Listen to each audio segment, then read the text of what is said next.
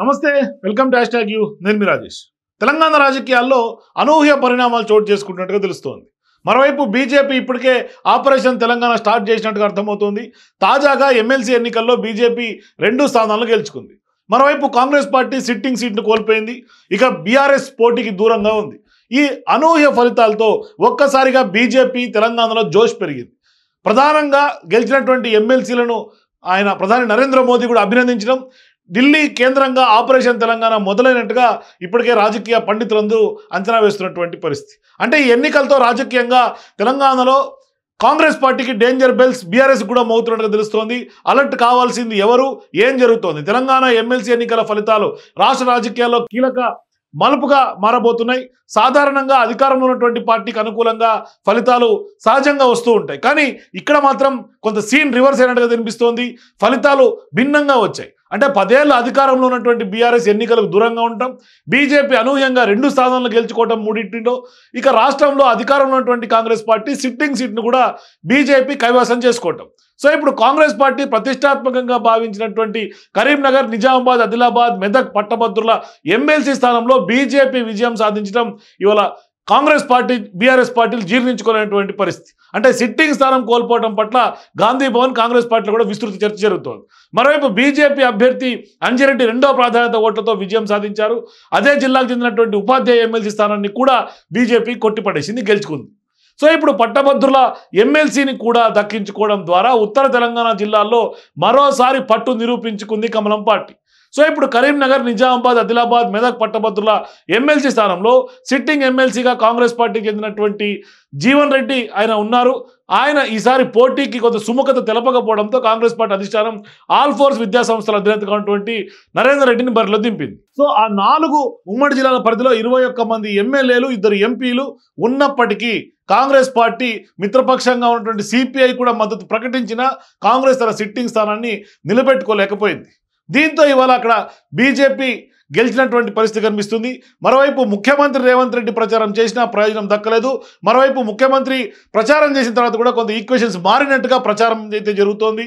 అంటే స్కీమ్స్ మీకు అమలవుతున్నాయంటే లేదు అని మహిళలు చెప్పటం, మరోవైపు ఆయన గెలిచినా ఓడినా మా ప్రభుత్వానికి వచ్చినటువంటి నష్టమేమీ లేదని ఇటువంటి స్టేట్మెంట్స్ కొంత డ్యామేజ్ చేసినట్టుగా కనిపిస్తుంది. సో ఇప్పుడు ఇక్కడ ఇదే నియోజకవర్గ పరిధిలో 7 ఎమ్మెల్యేలు, 4 ఎంపీలు కలిగి ఉన్నటువంటి బీజేపీ అందరికంటే ముందుగానే అభ్యర్థిని ప్రకటించడం, కొంత ఆలస్యంగా ప్రచారంలోకి దిగింది. అయినప్పటికీ కూడా అనూహ్యంగా పోటీ ఇచ్చి పట్టభద్రుల ఎమ్మెల్సీ స్థానంతో పాటుగా ఉపాధ్యాయ ఎమ్మెల్సీ స్థానాన్ని కూడా కైవసం చేసుకుని ఆ ప్రాంతాల్లో పట్టుని మరింత బీజేపీ ఉత్తర తెలంగాణలో పెంచుకుంది.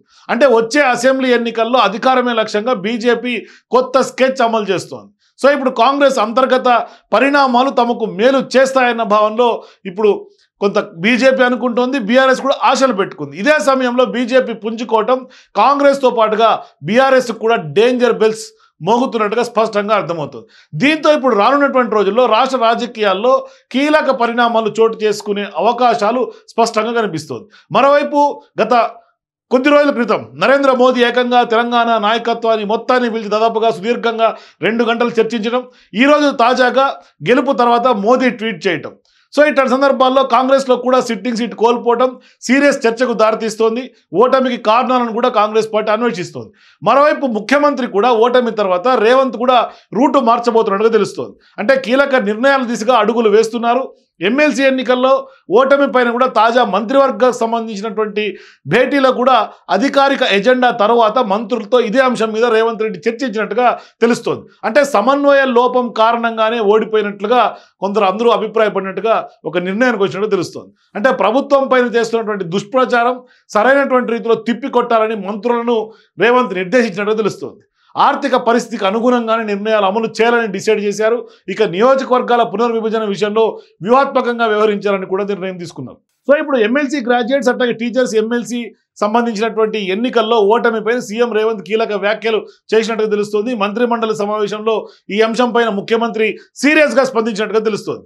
ప్రతిపక్షంలో ఉన్న సమయంలో గెలిచినటువంటి సీటును అధికారంలోకి వచ్చిన తర్వాత ఇప్పుడు సిట్టింగ్ సీట్ను కోల్పోవడం, ఓడిపోవడం పైన పార్టీ అధినాయకత్వం కూడా కొంత సీరియస్గా ఉందనే విషయాన్ని కొంత సమావేశంలో చర్చకు వచ్చినట్టుగా స్పష్టంగా అర్థమవుతుంది. సో ఖచ్చితంగా హైకమాండ్ కూడా కొంత సీరియస్ అయినట్టుగా ఈ వ్యవహారాన్ని బట్టి చూస్తే అర్థమవుతుంది. దీంతో త్వరలో జరగబోయే స్థానిక సంస్థల ఎన్నికల సమయానికి పార్టీని బలోపేతం చేయడంతో పాటుగా క్షేత్రస్థాయిలో పార్టీని బలోపేతం చేయటం బలపరచడం పైన కొంత ఫోకస్ చేయాలని మంత్రులకు దిశానిర్దేశం చేసినట్టుగా తెలుస్తుంది. అంటే జిల్లాల వారీగా రాజకీయ పరిస్థితులు పరిణామాలపైన సమీక్షలు చేయాలని నిర్ణయం తీసుకున్నట్టుగా తెలుస్తోంది. ప్రభుత్వం పైన జరుగుతున్నటువంటి దుష్ప్రచారాన్ని పద్ధతిగా తిప్పికొట్టాలని, అందుకు అనుసరించాల్సినటువంటి వ్యూహాలపైన కూడా కొంత ప్రధానంగా అవలంబించాల్సినటువంటి విధానాలపైన కూడా కొంత మంత్రులు ప్రత్యేకంగా ఫోకస్ పెట్టాలని కొంత రేవంత్ హుకుం జారీ చేసినట్టుగా తెలుస్తుంది.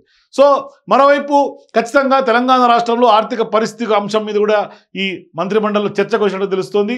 ఇక ఆర్థిక పరిస్థితుల అనుగుణంగానే నిర్ణయాలు ఉండాలని మంత్రులకు సూచనలు చేసినట్టు తెలుస్తుంది. సో ఇప్పుడు పెండింగ్ బిల్లుల చెల్లింపు పైన కూడా చర్చ వచ్చినట్టుగా స్పష్టంగా అర్థమవుతుంది. మరోవైపు కేంద్రం జనాభా ప్రాతిపదికన లోక్సభ నియోజకవర్గాలకు సంబంధించినటువంటి పునర్విభజన దిశగా ఆలోచన చేస్తుంటే ఈ అంశం పైన కూడా చర్చ ప్రస్తావనకు వచ్చినట్టుగా తెలుస్తోంది. మరి ఈ అంశం పైన అఖిలపక్ష సమావేశాలు నిర్వహించాలని, దక్షిణాది రాష్ట్రాల నేతలతో సమావేశాలు ఏర్పాటు చేయాలని కూడా నిర్ణయం తీసుకున్నట్టుగా తెలుస్తోంది. మరోవైపు ఈ నెల 12 నుంచి ప్రారంభం కాబోతున్నటువంటి అసెంబ్లీ సమావేశాల్లో బీసీ బిల్లును కొంత ప్రవేశపెట్టడం, చర్చించి ఆమోదించాలని కూడా నిర్ణయం తీసుకున్నారు. మరి ఈ చట్టాలని ఆమోదించాలని కోరుతూ పార్లమెంటుకు పంపాలని డిసైడ్ చేశారు. ఇక 50% రిజర్వేషన్కు సంబంధించినటువంటి సుప్రీం తీర్పును మరోసారి పరిశీలించి సడలింపుకు ఉన్నటువంటి అవకాశాలపైన కూడా కేంద్రంతో చర్చించాలని డిసైడ్ చేశారు. సో ఇప్పుడు కేంద్రం ఆమోదించకపోతే అఖిలపక్షంతో కలిసి ఢిల్లీ వెళ్లాలన్న ఆలోచన కూడా రేవంత్ రెడ్డి చేస్తున్నట్టుగా స్పష్టమవుతోంది. సో ఇట్లాంటి సందర్భాల్లో ఓవైపు ఆపరేషన్ తెలంగాణ మీద మోడీ పట్టు సాధించి, ఉత్తర తెలంగాణలో పట్టు సాధించి కొంత భవిష్యత్తులో అధికారం దిశగా అడుగులు వేస్తుంటే, రేవంత్ రెడ్డి కూడా కొంత రూటు మార్చి ఇవాళ బీజేపీ పైన తీవ్ర స్థాయిలో యుద్ధం ప్రకటించినటువంటి పరిస్థితి. ఓవైపు కులగణన, మరోవైపు రాష్ట్రం నియోజకవర్గాల పునర్విభజనకు సంబంధించి కూడా కొంత కీలకంగా బీజేపీతో సై అంటే సై అనేలా కూడా ముందుకెళ్తున్నారు. సో మొత్తం మీద తెలంగాణలో కొంత బీఆర్ఎస్ కొంత పోటీలో లేకపోవటం, గెలవకపోవటం తోటి ఇవాళ సీన్ అంతా కాంగ్రెస్ వర్సెస్ బీజేపీ కానీ కొంత రాజకీయం రసవత్తరంగా సాగే అవకాశాలు కనిపిస్తున్నాయి. భవిష్యత్తులో ఫైట్ బిట్వీన్ కాంగ్రెస్ వర్సెస్ బీజేపీగా కనిపిస్తుంది. మరి బీజేపీ అయితే ఖచ్చితంగా ఆపరేషన్ తెలంగాణ టేకప్ చేసినట్టుగా అర్థమవుతుంది. సో మీరు కూడా ఆపరేషన్ తెలంగాణలో బీజేపీ సక్సెస్ అయ్యే అవకాశం ఉంటుందా? మీ అభిప్రాయాల కింద కామెంట్స్ తెలియజేయండి. For more videos please watch #.